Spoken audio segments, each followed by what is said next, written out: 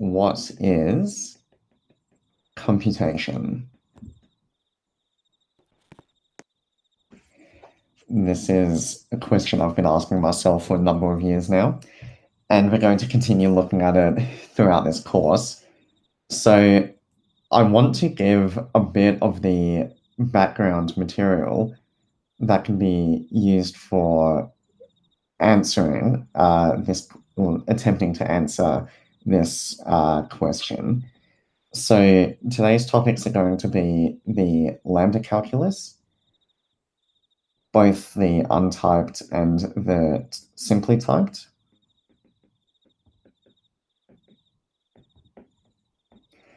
And this is a foundation for functional programming languages. So we're going to see an example of a computation which is a bit surprising if you haven't seen it before. So maybe to you, computation means following a list of instructions.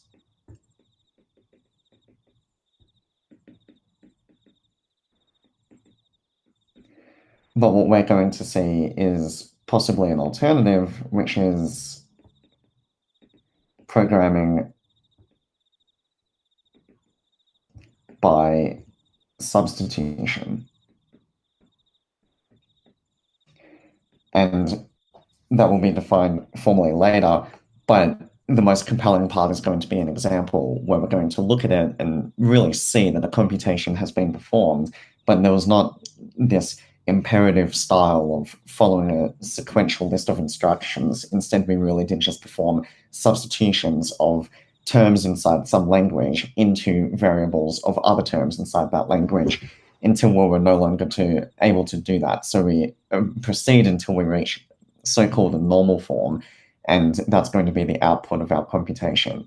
So this is going to be a new way of performing a new foundation for programming if you haven't seen it before, which is pretty cool.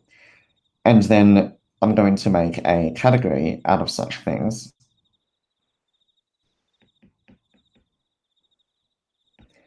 And that's going to give you the foundation to understand some work that relates computation to logic.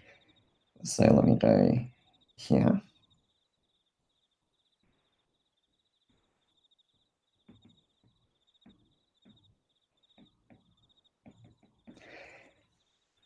And this is a two-way arrow, they go back and forth. And these works are the Curry-Howard isomorphism,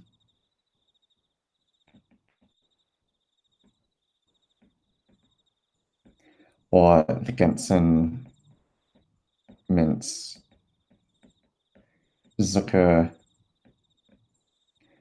duality.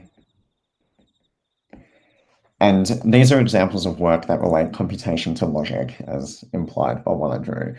And it's a little bit difficult in general to give compelling examples of category theory inside computer science that is also very elementary. So sometimes it requires a bit of pre-work. You need to understand some formal systems and become a little bit used to them.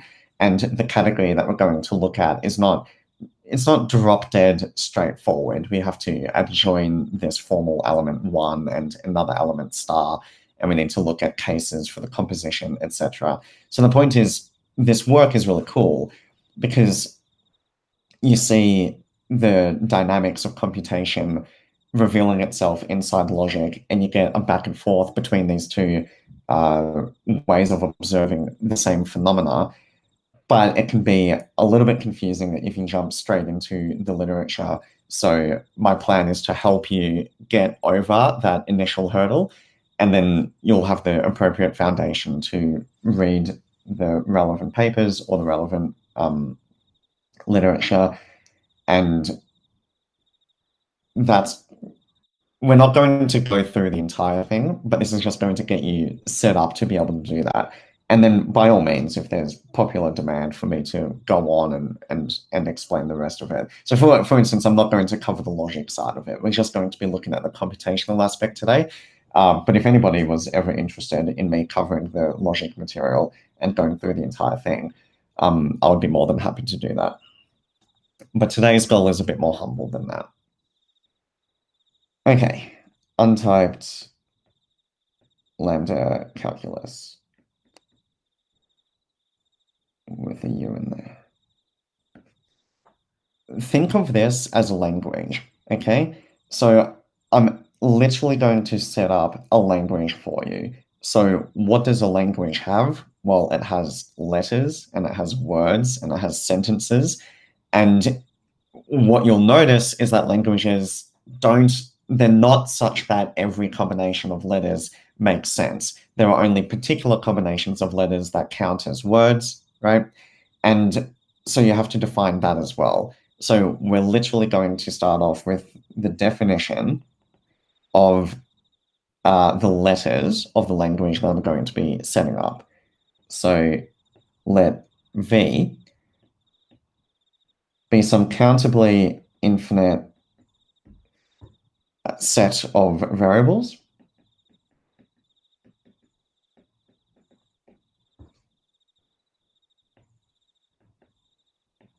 which are literally just symbols, okay?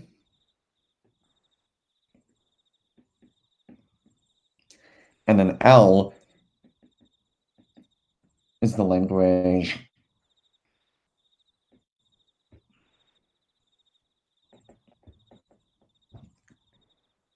consisting of V along with the following symbols.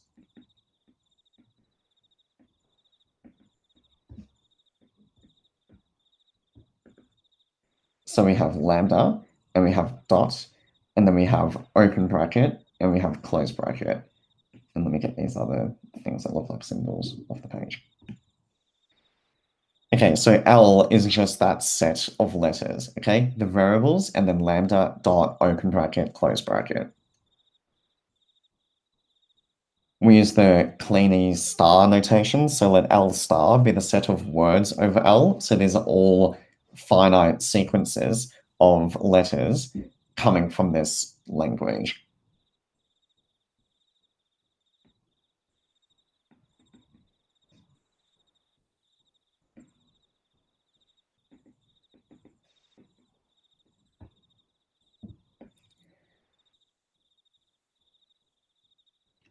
Okay, and then from this set, I want to carve out a subset, which are going to be the well-formed words inside this language, also known as the preterms. So what I'm going to do is define the set of words to be a collection of preterms, and then I'm going to identify certain words with other words via an equivalence relation, and then take equivalence classes under that equivalence relation.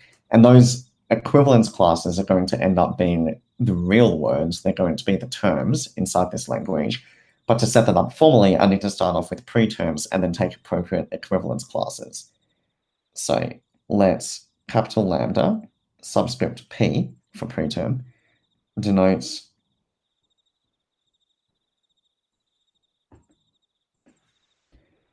the smallest subset of L star such that all of the variables are inside lambda P. So if X is an element of V, then X is an element of lambda sub P. And then also we can combine elements of we can combine preterms in the following way. If M and N are both preterms, then bracket MN bracket is also an element of the preterms. Okay, and then the last one involves the final two letters that we haven't used yet, which are lambda and dot. So if you give me a variable and a preterm,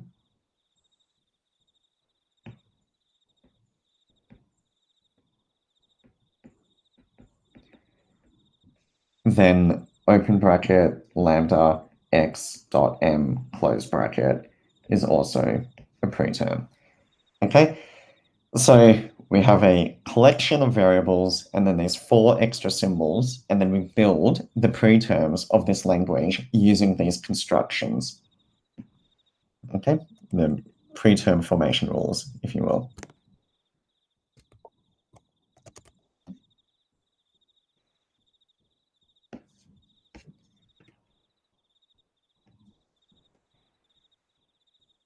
Now, we get explosion of brackets very quickly, right? Because the second dot point and the third dot point both put brackets around the constructor. So if I had variables x, y, z, then I can form x, x, and then I can form lambda y dot x, x, and then I might apply this to itself, lambda y dot x, x. I just didn't need these brackets, etc. And you see brackets are cumbersome.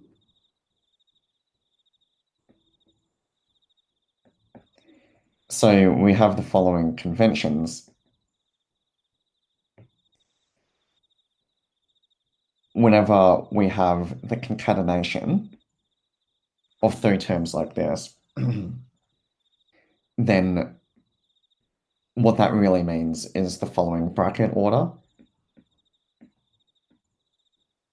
So it's as though we've constructed M1, M2, and then we constructed M3 off that term. And then we also simply write lambda x y dot m, for example, if we were to have a situation of lambda x dot lambda y dot m. Okay, so this is something that you get used to very quickly. You just notice that, look at how much space on the page this takes if I were to put all of the lambdas in. So just running them in a row is a convenient shorthand notation, which we will adopt. Okay, so that's a language, and that might seem a bit random if you haven't seen it before. So to help you with reading this, let me give you a little bit of intuition. So think of the x in a part of the term, which is lambda x, as a marker for future substitution. So a typical example of this would be if I were to write down lambda x dot x, then the lambda x means we're going to, at some point later, substitute something in for this. And then where does it go? Well, that's embodied in the rest of the term, right? So the lambda x is telling you what is going to be substituted, and the x inside the term is telling you where. So if I had lambda x dot xy, it would be very similar. It's just that the y is not going to be substituted in later, okay? It's a so-called free variable, and it sits there as data, whereas the x is read very differently inside that example, okay? So you can see that there is intended to be for there to be a difference between the way that we read a variable inside the lambda term, which has a lambda next to it at some previous point in the term, and one that doesn't. So what I mean by that is this is a term that has a lambda next to it previously inside that same term, but y is not an example of such a thing. And we want to read those variables differently from one another when we're reading a term. So we have a definition for this. Y in this example is a free variable and x is a bound variable. So I'll write the definition of that on the next board.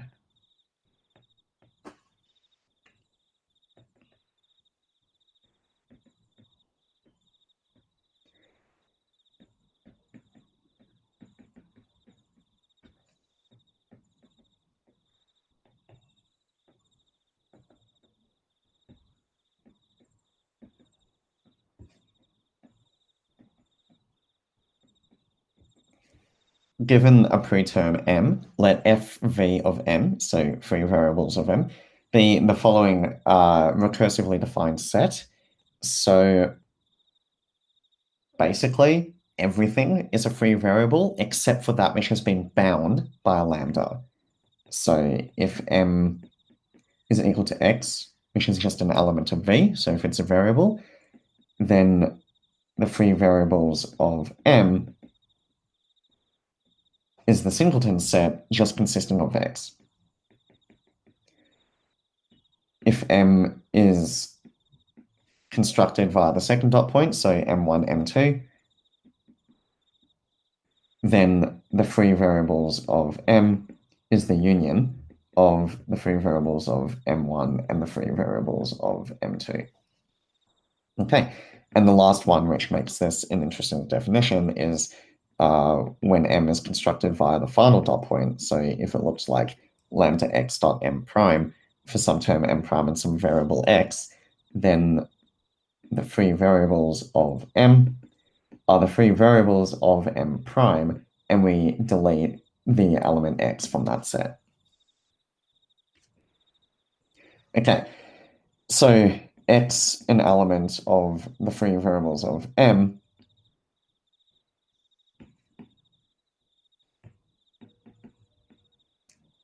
means that x is a free variable.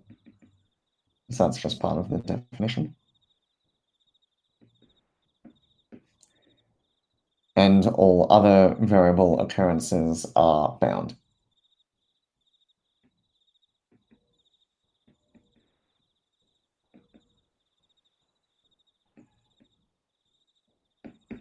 Okay, and then we're only talking about variables there. So I have not made any statement about the special letters lambda, dot, open bracket, and close bracket because they're not variables, okay? Great. So I mentioned that we need to take appropriate equivalence classes, and the reason why we do that is because, well, let's go back to the intuition that I was giving you for the way that we read lambda inside a lambda term. It's a placeholder or a marker for substitution which will occur later.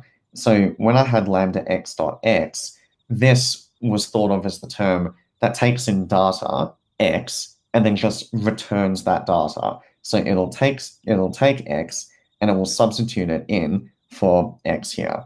Or more generally, if I had this applied, and we're going to look at these dynamics in just a second, but this is read as this data m gets substituted in for the x, and that's implied by the fact that that lambda is sitting there. And so therefore, if that's a marker for substitution and nothing else, that makes x a dummy variable, okay? What would be the difference between that and lambda y dot y, for instance? Well, the point is that we don't want those to be equal, so we want to force this.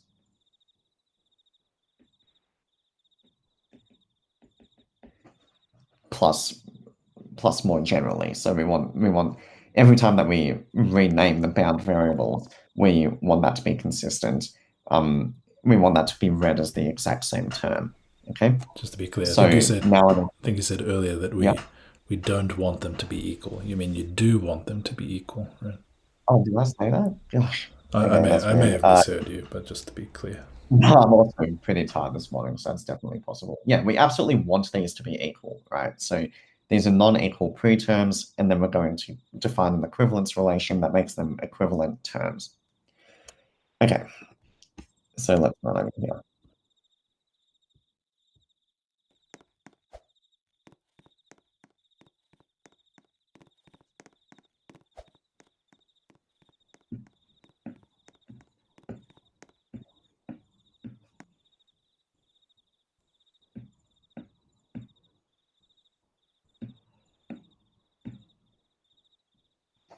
Okay. So you need to be a little bit careful with this definition, in fact. So let's do this carefully. For any term, preterm, m, let m x dot dot equals y denotes the term given by replacing all bound occurrences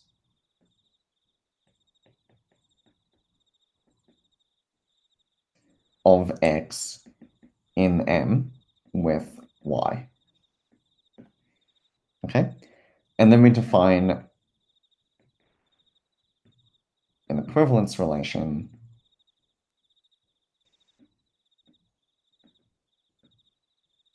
on the set of preterms in the following way. So this is referred to as alpha equivalence. I don't know why. So I guess because it comes first. So M is alpha equivalent to M prime if there exists x, y, which are variables, such that M with x replaced for y is equal to M prime, and this is as preterms, so they're literally the same sequence, where no free variable of M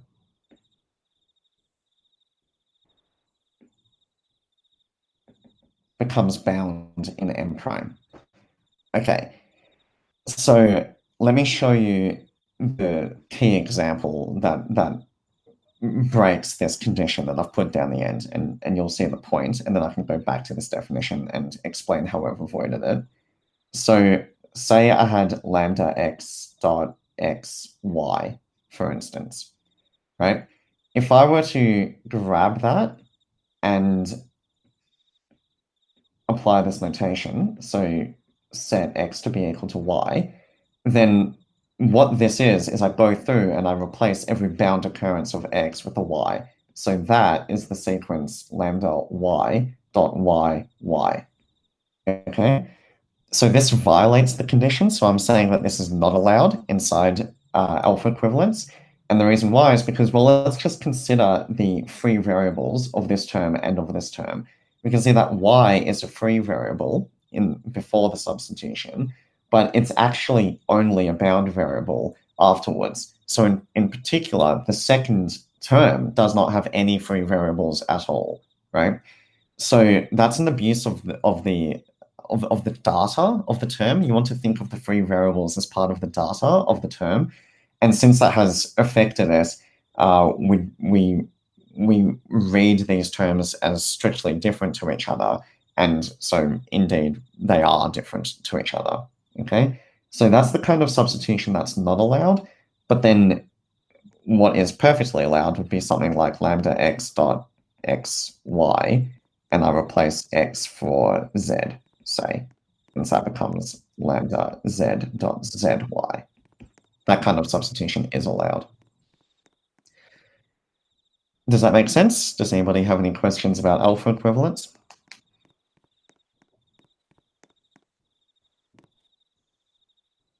Okay. And then a term is an alpha equivalence class of preterms.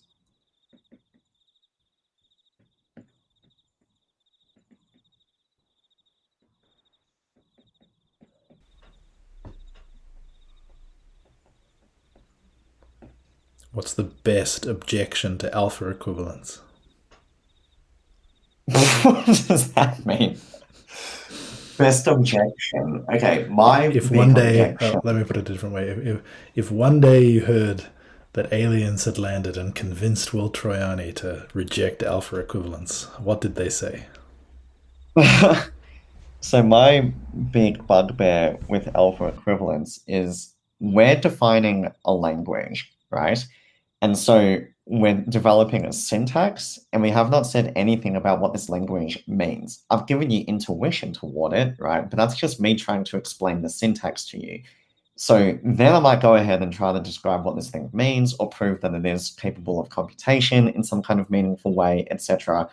And then it starts getting a little bit weird because it's like, well, I don't even have a unique way of writing down the sentences inside my language, right? So one sentence is some infinite set of different ways of writing this thing down.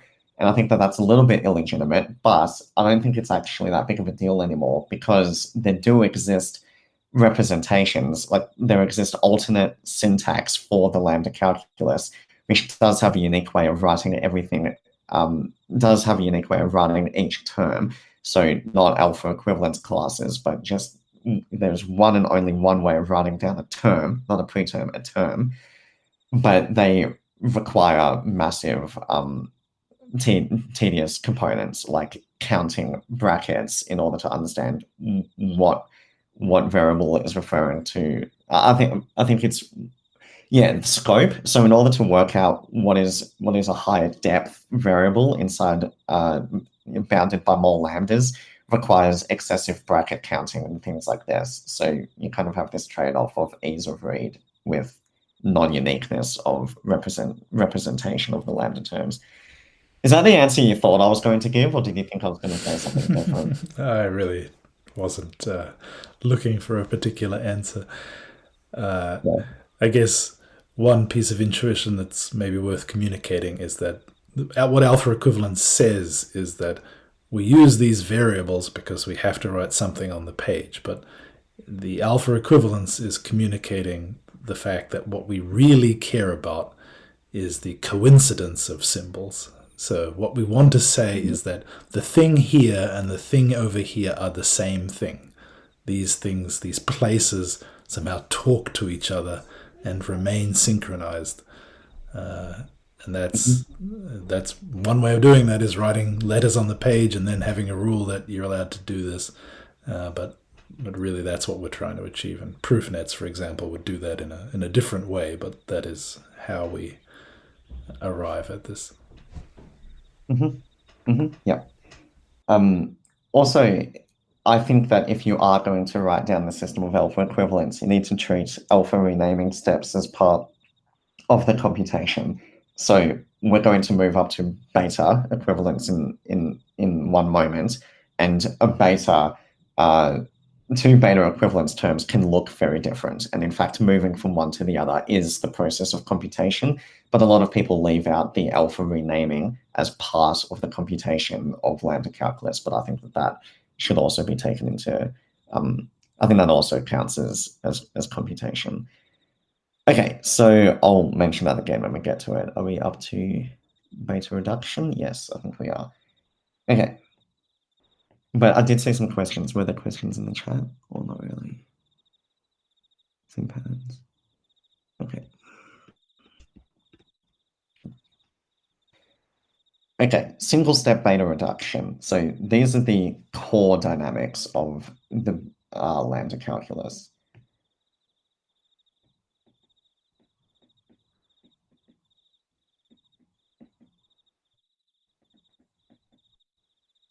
So this is the definition. Single step beta reduction, written like this.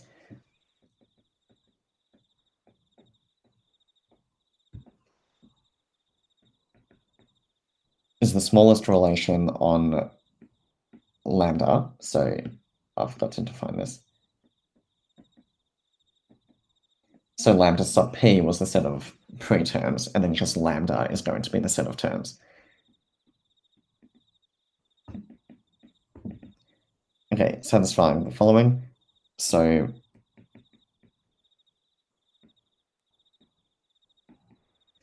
for all variables x and lambda terms m, comma m prime, we say that lambda x dot m, m prime, beta reduces to m with x replaced by m prime, and then we have wait, sorry, let me finish the sentence and then I'll put something in. So where mx for m prime is similar to the notation beforehand, but beforehand only had it in the case where m prime was also a variable, So to extend this to terms, is the term given by replacing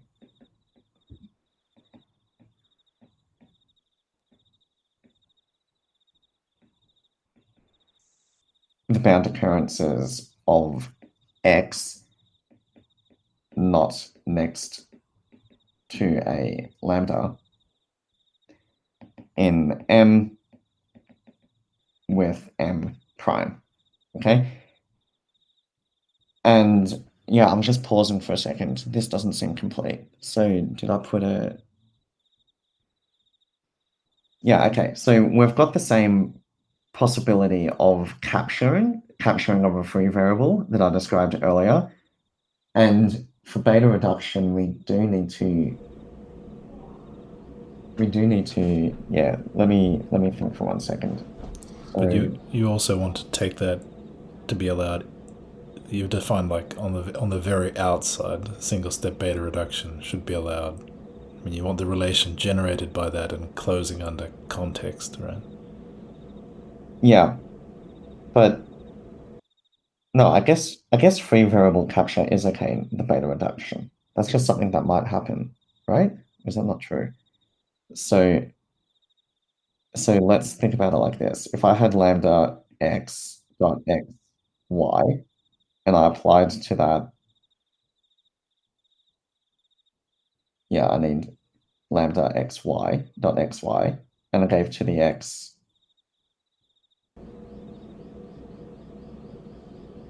lambda y dot y. No, you don't want bound variables. You want to rename bound variables in M prime so that they don't become captured. I mean, kind of erroneously captured. So that's like free variables. Yeah, so if I give this just y, then that's an example of the problem, right? That goes down to lambda y dot y, and here y is a free variable, but here it's been captured. But there's my question: is that just allowed to happen in beta reduction, or do I actually need to make sure that doesn't happen? Well, Because I mean, beta reduction, it should be. I mean, the result should be compatible with alpha equivalence, right? So, if you could replace the first term over there by lambda xt dot xt, yeah. and then when you substituted y, it would have a different meaning. Yeah, that's a good point. Okay. So that is a good example of the problem. Yeah, I thought that needed that. This is weird. These are my old notes. Okay, maybe I didn't notice that when I presented this 6 years ago or whenever it was. Okay, so I need to say provided, I'm just going to be a bit lazy here, provided no free variable capture occurs. And then this is always achievable, by the way,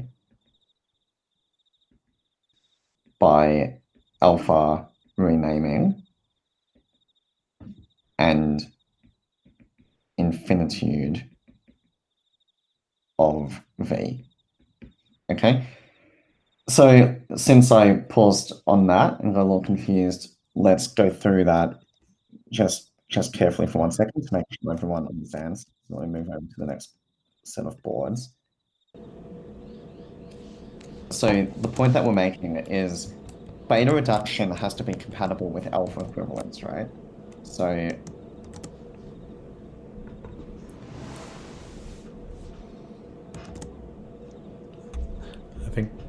think the orb didn't follow you to these boards well. I'm not sure why. You still attached to speak? Oh, there we go. Okay, strange. Yep. Awesome. Orb is also tight this morning. So let's have a look at this example.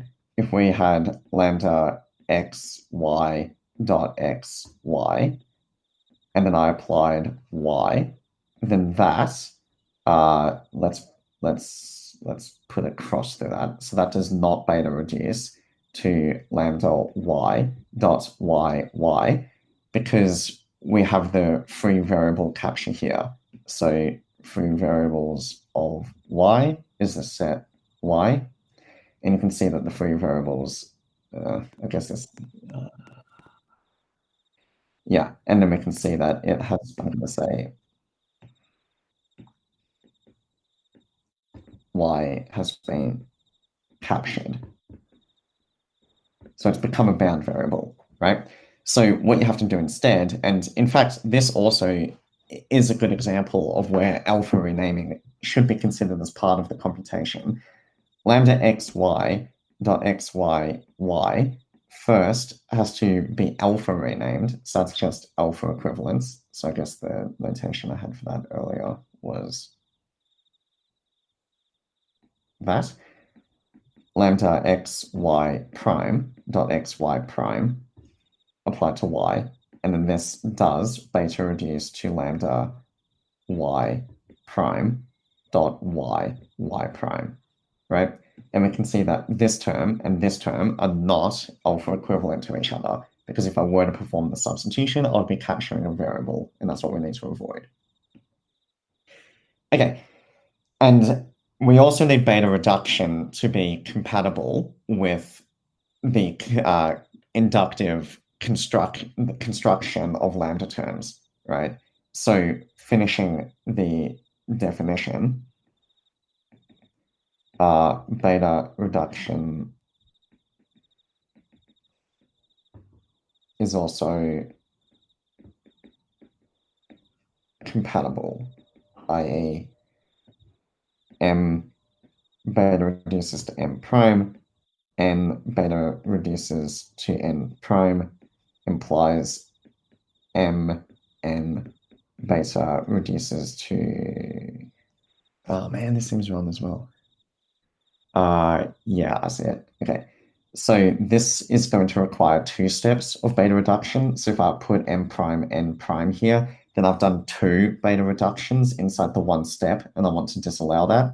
So all I'm going to do is get rid of this part of it, and then get rid of this. But then I need 2 rules. Interesting. I was not precise enough when I wrote these things. So I also need mn beta reduces to m n prime, and now I do need this.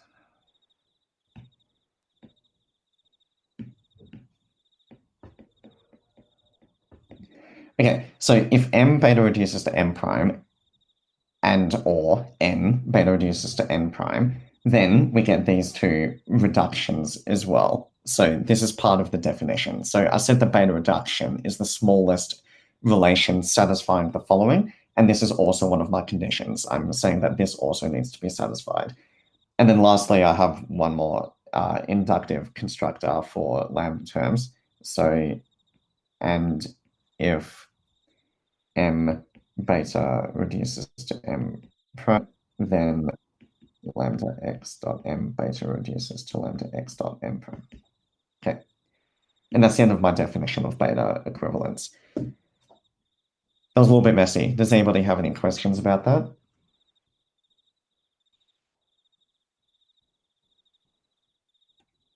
Okay.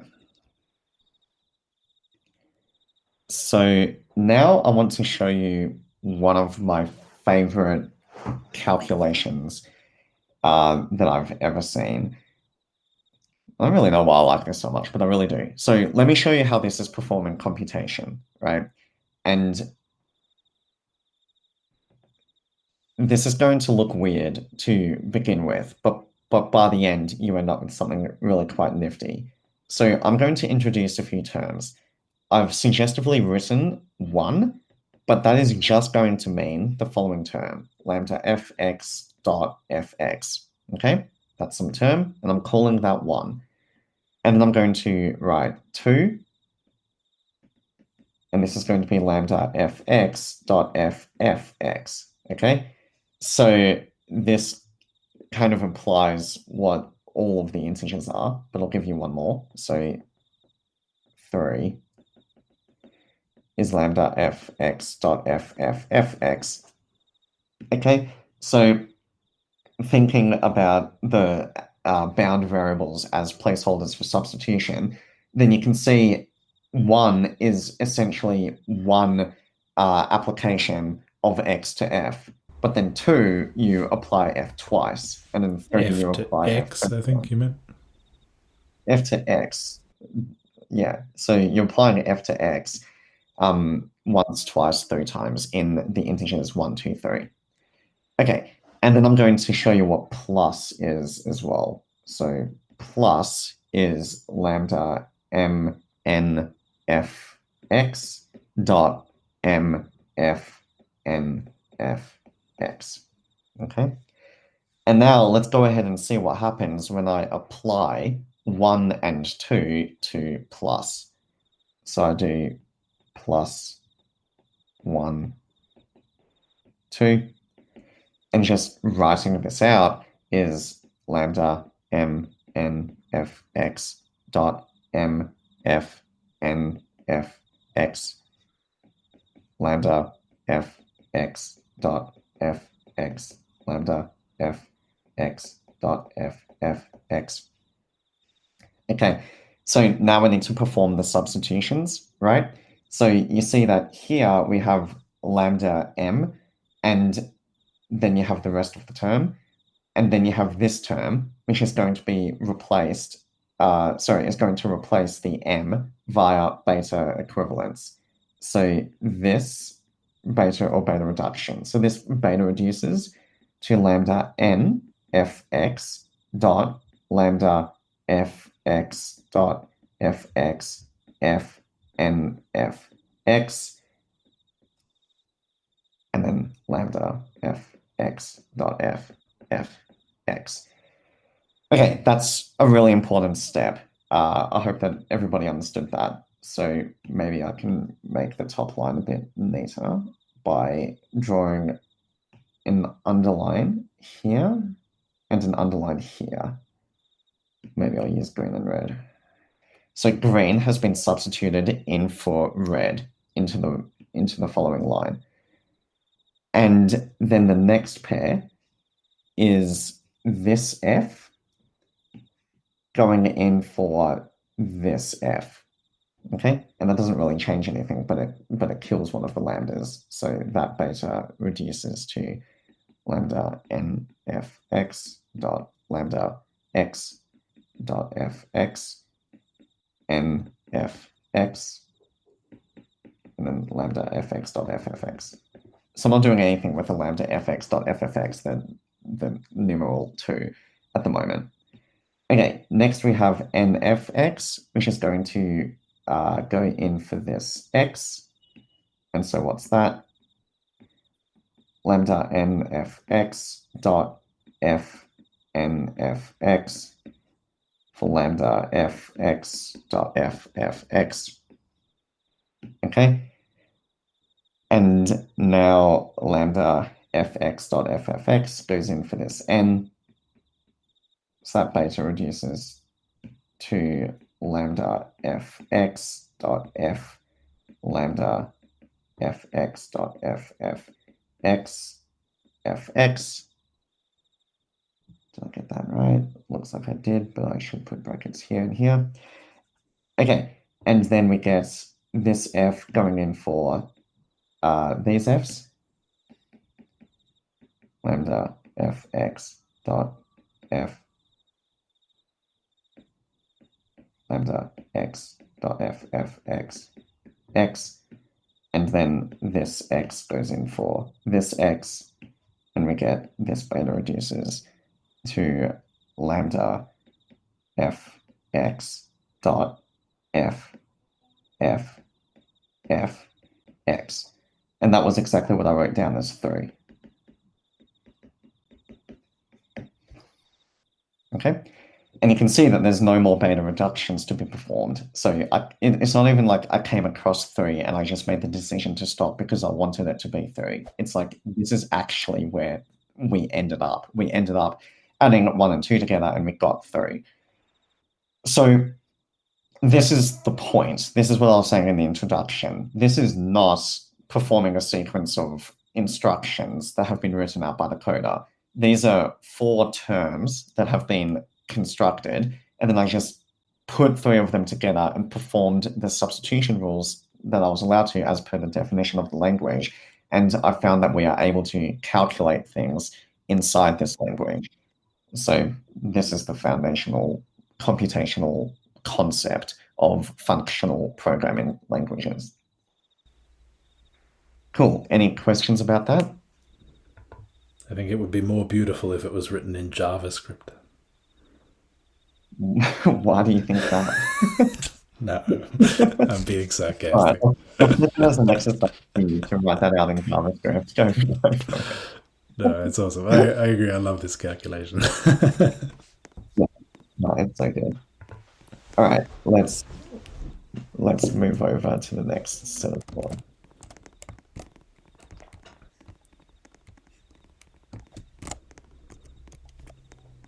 Did you see this picture, Will, that somebody drew up there? Yeah, the toast script. So funny. I thought that Billy must have done that. Do you know that he didn't do that? I don't know that he didn't, no, but... Yeah, okay. It was some clever person at some point did that. It's funny. Okay. The last thing that I want to mention about the untyped lambda calculus is eta expansion. Eta expansion is a bit of a confusing one. Let me get the definition down, and then maybe I'll make a comment about it. So this is a similar style definition to beta reduction. It's a little bit simpler, and I'm going to be a bit more terse with it. So single step.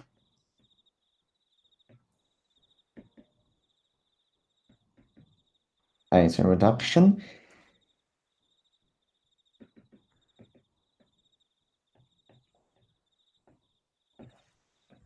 Orb is the orb. Yeah.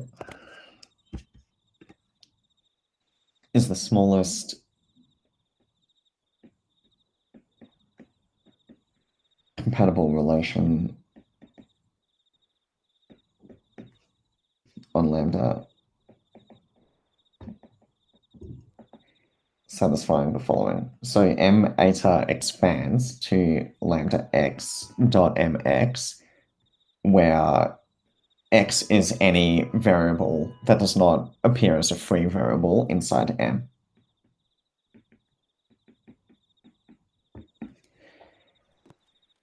Okay, and here you realize that that two terms that are related via eta expansion behave similarly with respect to application. So if I had mn on one hand, and I had lambda x dot mxn on the other, then this term here just goes ahead and immediately beta reduces to mn, right? Because x does not occur as a free variable inside M. So this term beta reduces down to this one, but well, there's no but. And so that's where the inspiration for this definition comes from, I presume. I did have a conversation with somebody, like a lambda calculus expert, about this at some point, and they said some interesting things. So there are many, many, many different variations of them. Yeah? Oh, so something on board. So there was something with the board. Am I too far on the right? Oh, okay. Had an interesting conversation with some people that are in the know about lambda calculus about this, because I've never really known how to understand it. I think that this is a bit neither here nor there. It's an observation to be made, but I'm not sure if you want to think about eta expansion as this. But it's a comment nonetheless. And what they said is there are many different types of lambda calculus out there. So you introduce lambda calculus with types at some point, which I'm going to do in just a moment, but you've got various different ways that you can introduce the types, and they kind of lead to different extensions.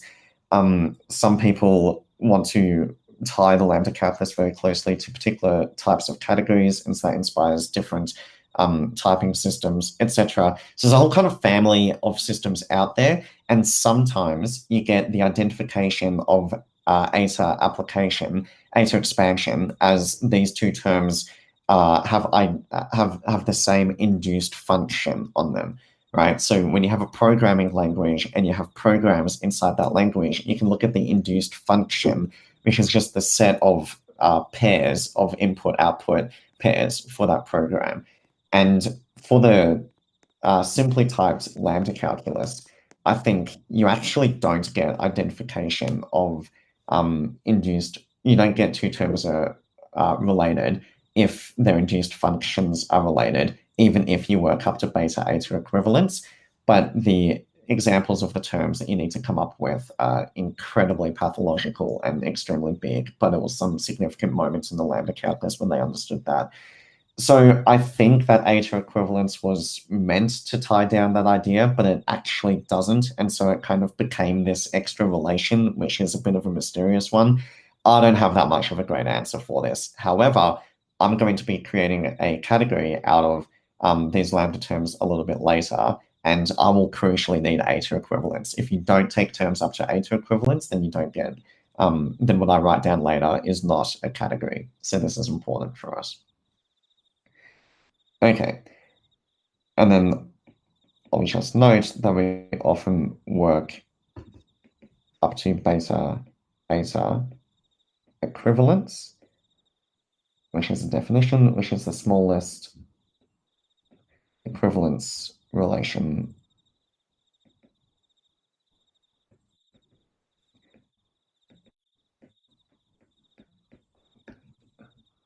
I lost my pen there for a second.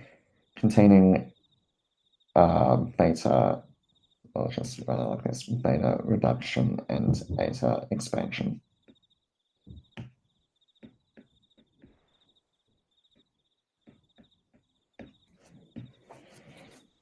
Okay, so I'm probably going to run out of time, I'm noticing, but that's okay. Let's see how far we get. So let's now have a look at the simply typed lambda calculus, but rather than rushing, let's make sure people are getting something out of this. So before I move on to the simply typed, does anybody have any questions for the untyped lambda calculus?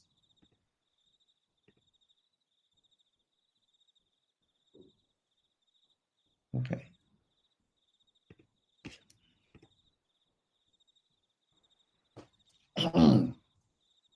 Okay, this is the point in the lecture where I really wanted to give some deep philosophical statements about types and untyped systems and their possible problems and the philosophical reasons why you might introduce types into your system. Unfortunately, the history is pretty complicated and it requires a lot of very subtle ideas in order to understand, but you also need to completely shift your understanding of the untyped lambda calculus, because the way that I've presented it is not the way that Church first invented it. So Church was not trying to write down a system of computation when he first constructed the lambda calculus. He was trying to write down a unified foundation for logic as well as mathematics. And he became convinced at a certain point that there was, in some sense, an inconsistency with the untyped system that he described. And I can't explain this point. I don't, taking a formal definition of inconsistency inside a logical system, I've yet to work out a meaningful way to attribute that to the untyped lambda calculus.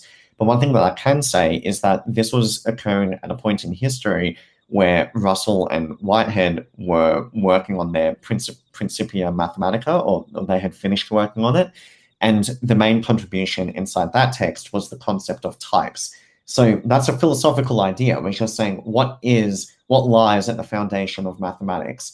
And set theory will suggest that you have sets and membership, but type theory will say that you have terms and types. So a type can be thought of just vaguely. Just think of you have a type of thing. So in a meaningful discussion, the types of the things that you're talking about, even if they possibly share name, but it's not necessarily about the name either. So you just think about your favorite programming language, which is typed, and you need to specify a difference between the integer 5 and the float 5 and the character 5, etc. So it's not just that you have things in the world, but you have types to which those things belong. And you take that seriously, and eventually you end up with Principia Mathematica. And Church, at some point, decided to incorporate some aspects of that into his lambda calculus, but he was interested in studying types when he did that. It was only later in history, when people realized the computational component of lambda calculus, that types became relevant to the terms of the language, right? So inside type theory, you often have this kind of change of perspective. Is it the terms that we're interested in, or is it the types that we're interested in? Most often it's the types. However, here we're going to make it look like we're putting a restriction on the terms that you can construct via a typing system. Okay, that's the best introduction that I can give at this point to the simply typed lambda calculus. So what I'm going to do is start off with the set of terms and then define a subset of these.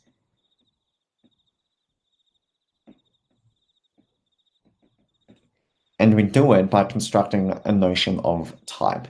So we assume that there exists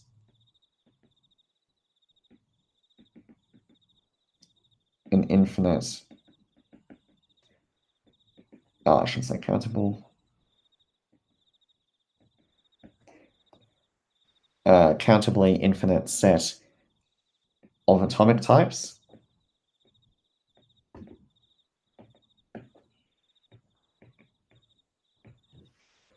So this is just another set of variables, completely the same as earlier, but we want to make it distinct to that set or a disjoint copy of it or something. We're just not taking it to be literally the same set of atomic types built with the type constructor arrow. So what I mean is if sigma and tau are an element of this set, then sigma arrow tau is also an element of this set. Okay. And then we define the typed terms. So what we do is we define a function t, which associates a term to a type, a type to a term, and this. Wait, sorry, I need to be careful. Yes, this is from lambda sub wt, which is going to be defined as part of this inductive definition, which I'm currently giving. So I'm going to construct this function simultaneously to constructing the domain of this function inductively inside this definition. So this is what the map will end up looking like by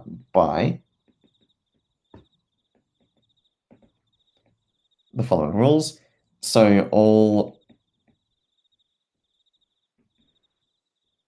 variables, oh, damn it, I need to introduce a family of, sorry. Okay, let me write this sentence and then fix it. All variables x of type sigma are well typed, and t of x is equal to sigma. Okay, so let me fix this. So for each sigma, for each type, so this is for every sigma inside this set, we have a set of variables v sub sigma of this type. Okay, so now what we have in the untyped lambda calculus, we just had a countably infinite set of variables, and that was all that we used.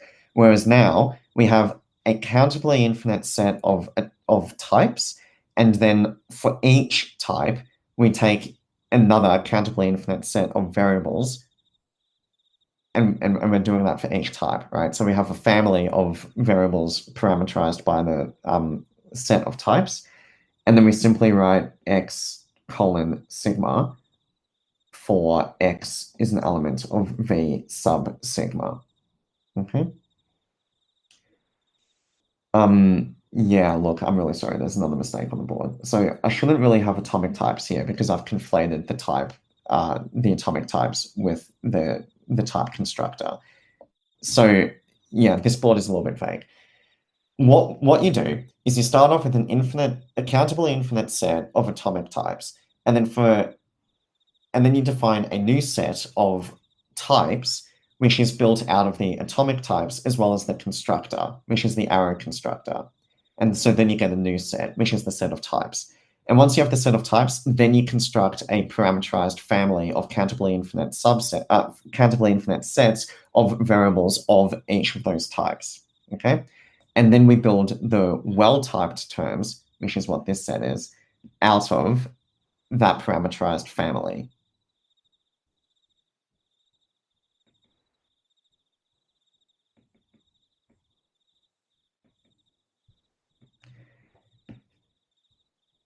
Okay, and then once I've got all of those pieces, I can construct the set of well-typed terms inductively, which is what I'm in the process of doing. So at the end of the day, we have variables, which are all of a particular type. That's built into the definition of the variables. And so the type of a typed variable is just the type. Okay, and then if M is equal to PQ, where P and Q are well typed, and this is a restriction on the set of well-typed terms I'm about to make. So we need the type of P to be equal to sigma arrow tau for some sigma and some tau, and the type of Q to be sigma. Then the type of M is defined to be tau. Okay, so think of this as application. P is some term of type sigma arrow tau. So give me a sigma, I'll give you a tau. Okay, that means that when I do go ahead and give you a sigma, which is the Q, you end up with a term of type tau. Okay, and then how do I construct arrow types? Well, we use the final dot point in the inductive definition of untyped terms, which is abstraction, in order to construct those. So I'll put them on the next one.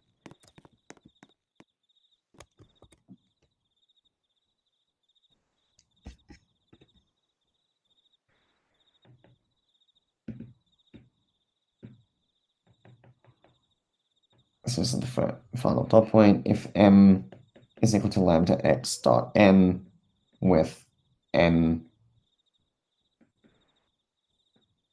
well typed, and the type of x equal to sigma, the type of n equals tau, then the type of M is sigma arrow tau. Okay, so we can construct terms of arrow type, and then if I have the appropriate arrow type and data, then I can combine them via application. So I guess I haven't actually given that terminology yet. So I'll say that in order. So terms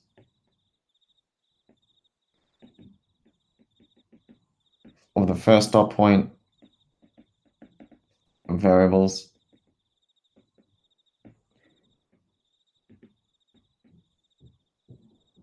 of the second applications, and then the third abstractions. And that's some helpful terminology that we use sometimes. Okay, and then you need to adapt everything. Well, you don't need to adapt anything really. You just go through your definitions of alpha equivalence and free variables, etc., and see how that works with the typing system. So an example of that, so alpha equivalence, it's perfectly fine as long as you understand alpha equivalence as type by type, right? So you need to write it lambda x dot m is alpha equivalent to lambda y dot m, where m has x replaced for y, as long as the type of x is equal to the type of y, right?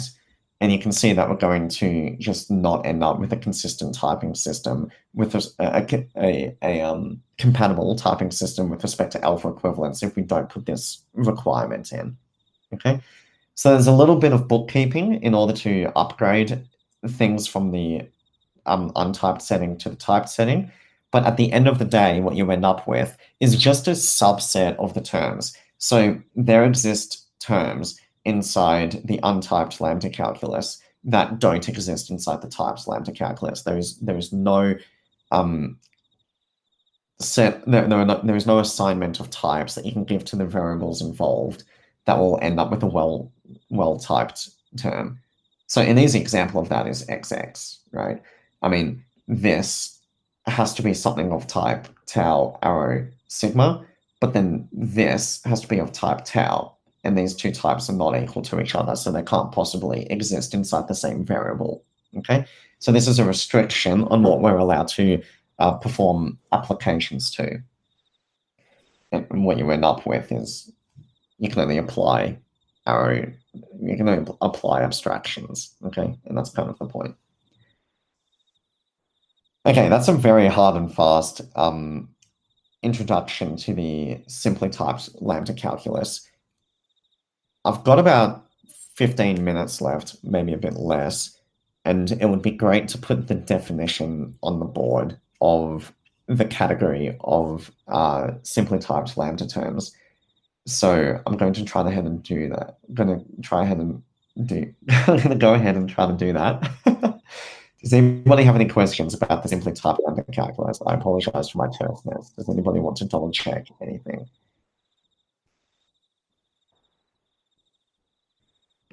Okay. So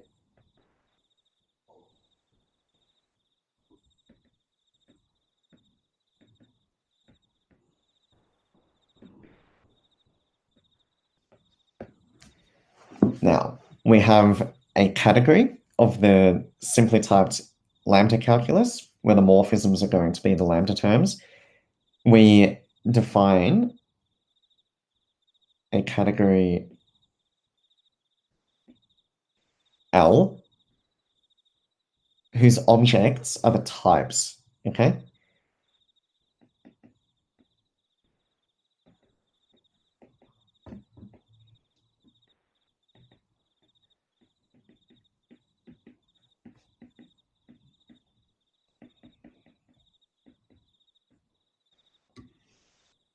But we need this indeterminate element as well. We kind of a formally adjoined object as well.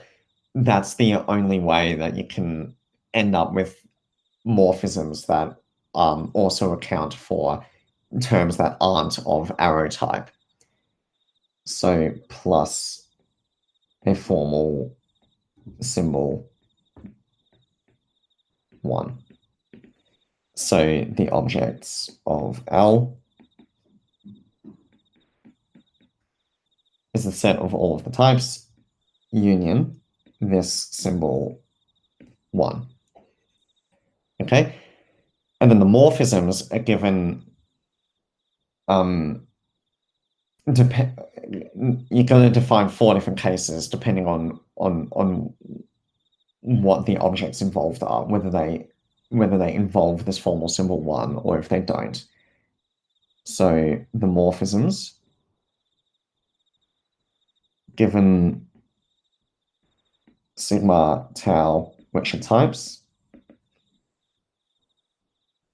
the Hom set from sigma to tau is all of the well-typed terms of type sigma to tau, and then you mod out by beta eta equivalence.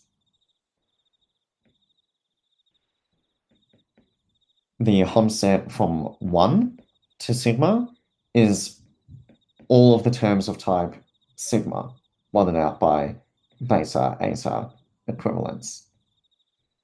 And this is the point that I was making. If we didn't have the indeterminate 1, then we would have all of these terms of arrow type, but there are some terms that aren't of arrow type. That if you just have the element sigma, inside your set of types, then there are terms of type sigma, and that's not an arrow type, okay? So you're going to miss out on those terms if you don't adjoin this element 1. So that appears in this second set.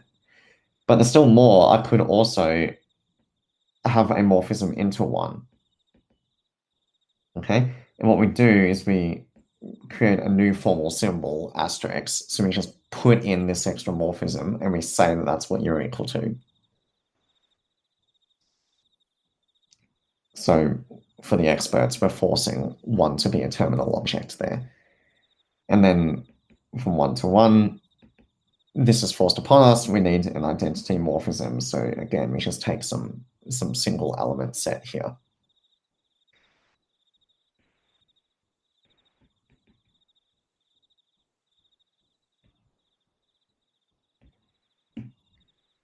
Okay, and now let me define composition for you. And I need to work out where I'm going to go to do this. I think I'm just going to go all the way back to the first board that I wrote on for this entire lecture. So let's go for a bit of a hike.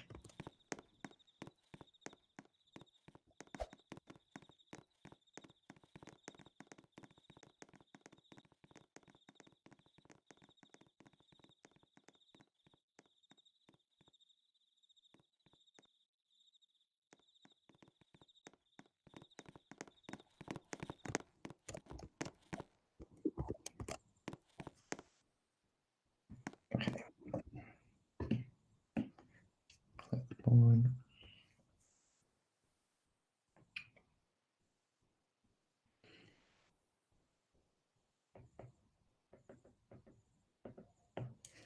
Composition. So given sigma, tau, rho, which are all types, then we define composition to take in 2 morphisms, sigma to tau and then tau to sigma, mapping to sigma, wait, this one has to be a rho. Rho, we take these 2 terms, n, m, and that maps to lambda x of type sigma. So I'm just putting that in the superscript to let you know what the type is, n, m, x. And as always, we have this condition where x is not an element of the free variables of n, nor the free variables of m, which can always be accounted for just using alpha equivalence, okay? So think about this composition as application. We just apply m to n, right? But I can't do that because m is not of the appropriate type. So we introduce this variable and then apply that to m first, so we can then feed the result into n, but then we want to abstract over that variable. Okay, and then there are more cases, depending on whether sigma, tau, or rho are this formal element 1. So we also have L tau rho cross L1 tau to L1 rho, and this is n m, just goes to application because there m is just going to be a term of type tau. So you can go ahead and just do that application. And then 1 rho cross 1, 1 to 1 rho. This one's kind of obvious because we only have 1 term and the star, so you just give back that term, okay? The final one is when we map into 1 and then from 1, and this is going to end up being modeled as abstraction. So this is 1 rho cross L sigma 1 to L sigma rho, and we go star n maps to lambda t superscript sigma dot n. Okay, and then the last thing that I need to do in order to define a category is to tell you what the identity morphism is. And this is going to be obvious. So we say for sigma, an element for sigma type, the identity of sigma is equal to lambda x of type sigma dot x. And if you're 1,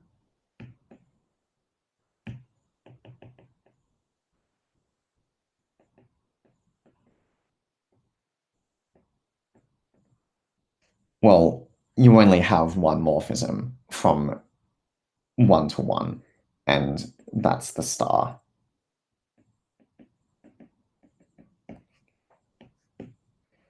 Okay, and then there are a whole bunch of checks that you need to do to ensure that we do in fact have a category. You need to check that composition is associative, and you need to check that the identity morphisms actually work like identity morphisms. I've got a little bit of time, so maybe I can show you how identities work.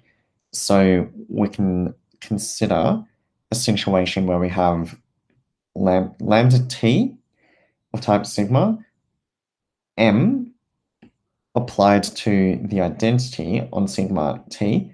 So this is m composed with the identity of sigma. If we write out what the identity is, then this becomes lambda t sigma dot m lambda x sigma dot x t. Yeah. And then we can see that that beta reduces just to mt. And this is the part that I alluded to earlier. We crucially need to use eta-equivalence. So I guess being consistent, that actually eta retracts down to m. But we're working up to eta beta equivalence, right? So no matter what the direction these arrows go in, we still get equivalence. So we get lambda t sigma dot m identity sigma t is equal up to beta eta m. And so that tells you that the identity is acting like an identity, okay? And then we have a similar calculation for when we compose by the identity in the other direction. And then you've got some similar looking calculations to do for associativity. And indeed, you end up with a category. Okay, so wrapping up, so this course, in case you're not aware, is following along a university course that I'm teaching at a university in Paris. And for that course, we actually have formal, proper assessment and everything. And so I wrote out an assignment based on this category for that class. And that assignment has been posted for the exercises for this week. But obviously it's a bit difficult because it was a full assignment. So what I was going to suggest is, since I've already had the practice of going through and marking all of those assignments and I've got the marking scheme and everything, if anybody would like to get some direct feedback on how they feel towards this content, so to people who are really trying to learn something out of this class, by all means, you can go ahead and just try to do that assignment and write up as much of it as you possibly can, or as much as you feel like.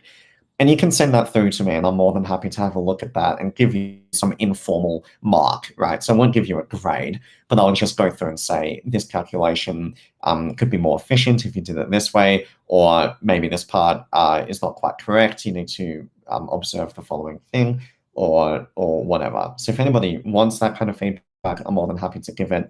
Just look at the exercises for this week. And the final thing I was going to say is, this is one piece of the story. So the other side is to then go and give a full conversation about logic and define a logical system and define dynamics of that logical system, and then build a category out of that. And if you want to draw a relationship between computer science and logic, well, one way of doing that is looking at those two categories. And if they're chosen carefully enough, you can set them up to be equivalences of categories, okay? So you end up with this equivalence between a computational category and a logical category. And that's an example of a connection between computer science and logic.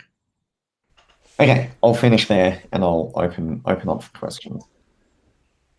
And that bit at the end is what people call the Curry-Howard correspondence. Yeah, exactly. Maybe Should we wander back over to the third boards because Riley and Yeah, yeah, one of the other people are still over there? So yeah. oh, now Riley's hopping up. It's okay. All right, slowpokes, get over here then. Just in case they have a Yes, question and they start talking and you can't hear them. yeah, for sure.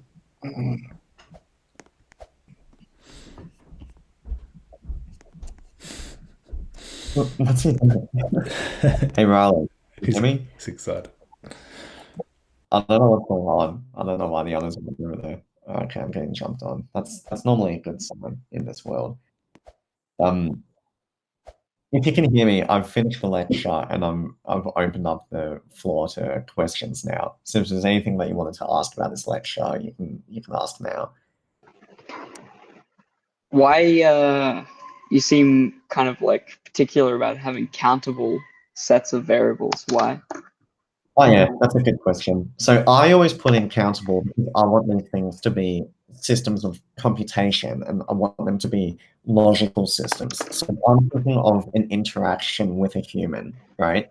If you were to go ahead and put uncountably infinite variables, then it's no longer a finite system. I understand that countable infinite is also not a finite system, but I'm dealing with finite. I'm dealing with infinite systems that are hereditarily finite, you could say. So they're built inductively. So the way that you read all of the infinitude inside what I've discussed is you always have access to further renaming, right? So I'm not dealing with any infinite object at any point except for the alpha equivalent classes of terms. That's another complaint that I have about it. But morally, I'm dealing with things where if I need an extra name, I can obtain it, but I never actually need to get my hands dirty with a genuinely infinite set. It's different to mathematics, for example, where I say, take the real numbers and consider that as its own object that you have inside its hands, right? So since we're dealing with a system of computation, which is meant to be interacted with by a human, or a logical system, which is meant to be a human language, I want everything to be constructible. And so I try to set everything up to reflect that. So that's why I put the countable infinite in there. Does that make sense? Yeah, it makes sense. Yeah. Yeah, it's an attempt at constructibility, like some attempt toward constructibility. Sounds like uncountable is just uncomfortable. Well, uncountable is unreachable. I could theoretically postulate the uncountable infinite set of real numbers and discuss it abstractly, but I'm not going to be able to interact and deal with a system of writing or of language or of syntax that actually has uncountable infinite collections involved. So the way you want to think about it is if I were to take the set of variables to be the set of real numbers, then how do I even know if I have two of the same variable, right? Like maybe one of them is this horrible infinite non-repeating decimal number, some irrational number, and then I have another irrational number. Then it takes an infinite amount of data and an infinite amount of time to even determine whether I have distinct variables. So I can't, as a human, interact with that system. So I need to have a constructible system in some way. And one way to do that with the lambda calculus, for example, is to ensure that you have a countably infinite set of variables. Make sense? Yeah. I'm wondering, that's kind of interesting what you've just said. Like, if you chose to label your like things with real numbers or something, like all with natural numbers. I Yeah. think what I'm saying is incoherent. Never mind. Well, the difference between natural numbers and real numbers is if you give me the natural number 5 and I have also the natural number 5, then no sweat, these are the same number, right? Whereas if you give me the real number 5.00000, it seems like it's going to be 0 for a while. And then you give me another one, 5.000, and it seems like that's going to be 0 for a while. Then I can check those zeros forever, literally until the universe dies out, and I still won't be certain that they're the same real number, right?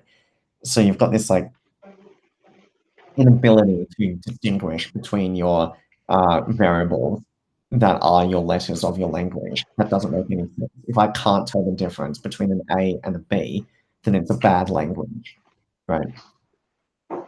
Yeah. Yeah. So yeah, it's just trying to put a little bit of constructability into the definition because what we're defining is a syntax, and so that should be constructible. So what was your Cool. pitch for lambda calculus at the beginning of this? Why is it that it's a computational system? Was that the... Yeah, that's a good question. So what did I say at the start? Yeah, I was saying that, so I wanted to emphasize the interesting part of the lambda calculus being computation via substitution. So you have that surprising calculation that happens earlier. If you've only ever seen imperative programming, then I think it's surprising when you see that that calculation. So the point is, what is computation is a really legitimate question, because you might just be like, oh no, swear, it's just a piece of computer code, or it's a program that I've written in my computer science class 1,000 times. But then you look at that calculation and you're like kind of stunned. You're like, what is this? I mean, we constructed a language and there was this one piece of dynamics, but now all of a sudden it's performing computation for me. So now I'm more motivated to say something abstract, like it's a rewrite system with normalization or confluence or something like that. And then your opinion of what computation is broadens. So my pitch toward the lambda calculus is, this is a good example of the legitimacy behind the question, what is computation? Mm-hmm. So substitution more than meets the eye. Exactly, basically, yeah. But the actual system lambda calculus itself, I'm not super convinced by, and it's a little bit weird being in Paris and noticing just how like totally obsessed with the lambda calculus they are here. They teach it in first year undergrad here. It is a very, very relevant part of the course. And I think France is leading the world in terms of the lambda calculus research. But you get these two camps. It's kind of like, okay, you guys are completely convinced of it, but why? Yeah, you can look at that calculation and get impressed, but I'm not sure if that's impressive of the lambda calculus or if that's just awe-inspiring of computation in general. You realize that there's more possibilities to what computation might be than just a Turing machine. That's the deepest thing that I got out of the lambda calculus. But it as a system itself, I mean, you don't have these like huge heavyweight theorems. Maybe one will come one day when you look at semantics in a proper geometry of interaction kind of way. But I don't think there's really much reason to believe in that. So they would learn about lambda calculus before knowing what a Turing machine is, or is this... A really good question. So I think in the computer science, I think they just do it either simultaneously or Turing machines first, but they definitely do lambda calculus. It's seen as a very important part of the content. And my third year, so my class is third year undergrad, right? And they were completely all over it. It's by far the thing they were much more comfortable with it than groups. And these are math students. Yeah. That's really interesting. Yeah. Yeah. Well, Well, I'm glad there's somewhere on Earth where that's the case. I'm not sure I would be advocating that necessarily, but Oh. that's cool. Yeah, I mean, you get a very big split down the middle of the opinions. It's kind of I mean, this country is very interesting and crazy for a million different reasons. But yeah, that was a thing for me as well. So the course that my students are taking are a split computer science mathematics course, and there's also an only math course and an only computer science course, and this just does some units from both, right? And so these are students who are about to go into a master's, and we do have a computer science mathematics split master's at the university as well. And so they can either do that or they can go into the math one, but they need to do some extra units to catch up with the math, or they can go into the computer science one and same thing. They can do some extra units to catch up there. So these are the students that are like French and wanted to do both mathematics and computer science. And by the end of their undergraduate, they know the definition of groups. I don't think that they would know any deep theorems about groups, and they wouldn't know what a group representation is. They are completely all over the lambda calculus, and they haven't studied topology. They haven't done, so on the computer science section, they haven't done semantics and things like that. So that kind of gives you an idea of the level that they're at by the end of their undergrad. is kind of interesting, right? Yeah, I think semantics probably doesn't have that central place in computer science, so that maybe that's not such a bad thing. But Yeah. Cool. Yeah, thanks, Will. No sweat. All right, I'll see you all next week.